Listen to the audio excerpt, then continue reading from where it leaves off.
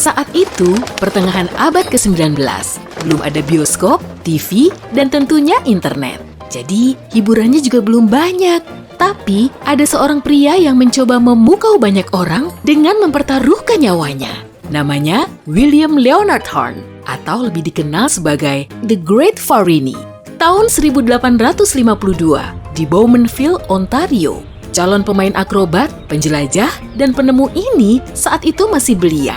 Namun, si bocah berumur 14 tahun ini punya mimpi besar. Dia tahu kalau dia dilahirkan untuk jadi pemain sirkus, tapi orang tuanya sangat tegas. Mereka melarangnya melihat sirkus. Mungkin kala itu sirkus menjadi hiburan yang paling seru. Willy muda mulai berlatih meniti kawat tembaga di halaman belakang rumahnya. Dia juga membuat palang gantung seadanya. Semuanya ia lakukan sendiri. Saat ada sirkus keliling di kota itu, Willy tahu dia tidak bisa melewatkannya. Atraksi yang ditampilkan telah membuatnya terpesona, sehingga dia mulai berlatih akrobat. Dia bisa berjalan di atas tali, melakukan senam tumbling, dan membawa benda berat. Ayahnya takut sang putra akan menyia-nyiakan hidupnya dengan menggeluti aktivitas tak berguna ini. Maka, ia membuat kesepakatan Willy bisa melanjutkan hobi berakrobatnya kalau dia mau berkuliah di kedokteran. Saat Willy berumur 21 tahun, ayahnya pergi ke Inggris. Kepergian ayahnya itu membuka kesempatannya. Pengelola festival rakyat setempat menemui pemain akrobat muda itu. Mereka ingin mengetes kemampuannya berjalan di atas kawat dengan menitinya di atas sungai Ganaraska.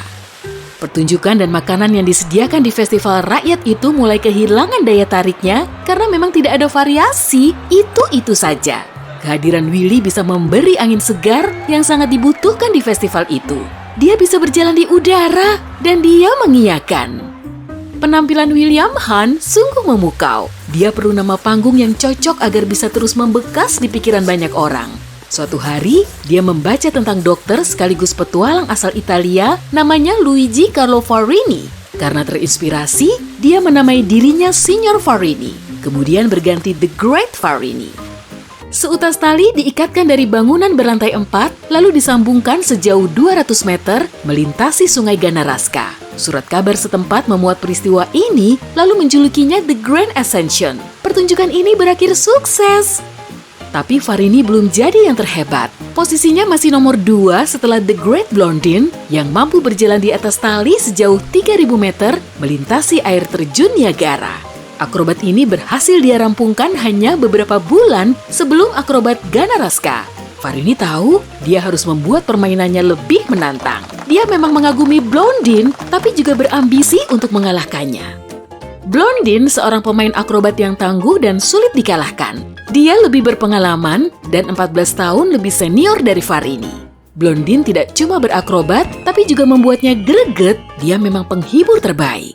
Dia bisa meniti tali dengan mata tertutup, tangan diborgol, sambil menggendong manajernya, mendorong gerobak, di dalam karung, pokoknya semakin menantang akan semakin baik. Dia juga bisa bersantui di tengah titian tali untuk menggoreng telur, lalu menyajikannya ke penumpang perahu wisata Niagara di bawahnya. Setahun kemudian, pada tahun 1860, Farini melakukan atraksi yang sama, melintasi air terjun Niagara. Dia memang bisa melakukan gerakan-gerakan yang sama, terbungkus karung, sambil menggendong, sambil salto, dan sebagainya.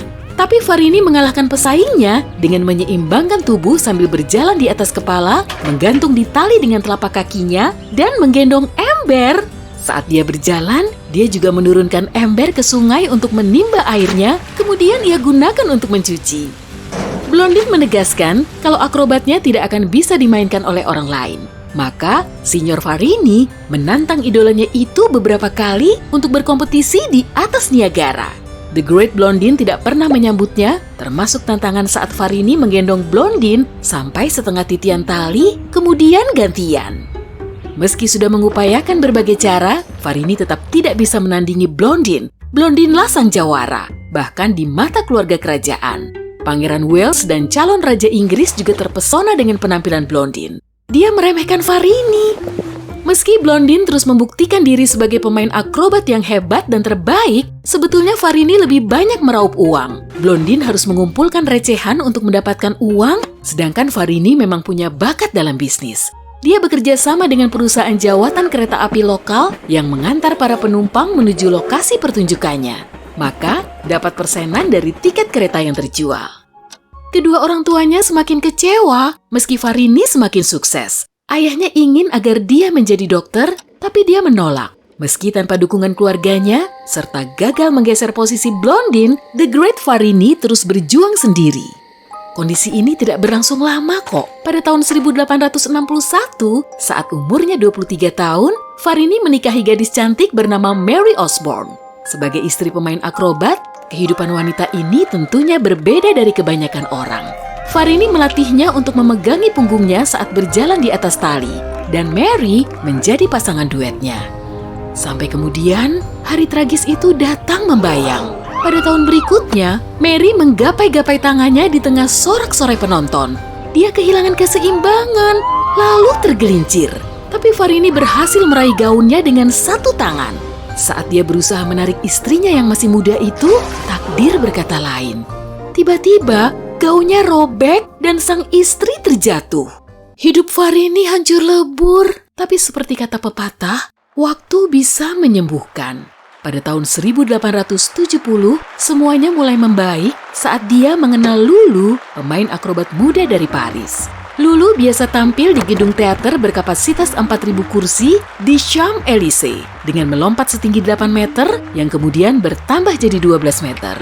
Sungguh sulit dipercaya, mereka menjadi duet yang sangat klop. Keduanya tampil di Inggris, Amerika Serikat, dan membuat kagum semua penontonnya. Dalam suatu pertunjukan, Farini nyaris kehilangan Lulu. Pada hari naas itu, palangnya terlepas dari tangan Lulu sehingga dia jatuh ke lantai. Lulu segera dilarikan ke rumah sakit, dan untungnya dia selamat. Tapi kemudian terungkaplah hal yang sangat mengejutkan. Lulu adalah anak laki-laki Farini yang menyamar. Setelah sang anak membaik, dia melanjutkan atraksinya. Hanya saja, kali ini dia sebagai solo.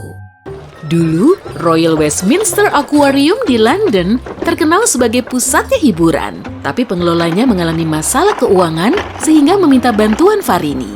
Untuk sementara waktu, dia bekerja sebagai penemu dan berhasil membuat mesin luar biasa untuk memukau penonton. Dia membuat dan mematenkan meriam pertama yang bisa menembakkan manusia langsung ke udara. Bola meriam manusianya itu seorang wanita bernama Zazel. Tidak lama kemudian, dia juga setenar Lulu. Mereka pun datang ke Amerika untuk mengikuti pertunjukan terbesar di dunia. Dan Zazel yang jadi bintang utamanya. Farini sangat senang bepergian. Salah satu perjalanannya telah membawanya ke Gurun Kalahari pada tahun 1885. Di sanalah dia menjadi orang barat pertama yang diketahui melintasi gurun itu dengan berjalan kaki. Dia selamat dan kemudian bisa membagikan kisahnya dalam satu buku. Dia mengklaim telah menemukan kota Kalahari yang lama hilang.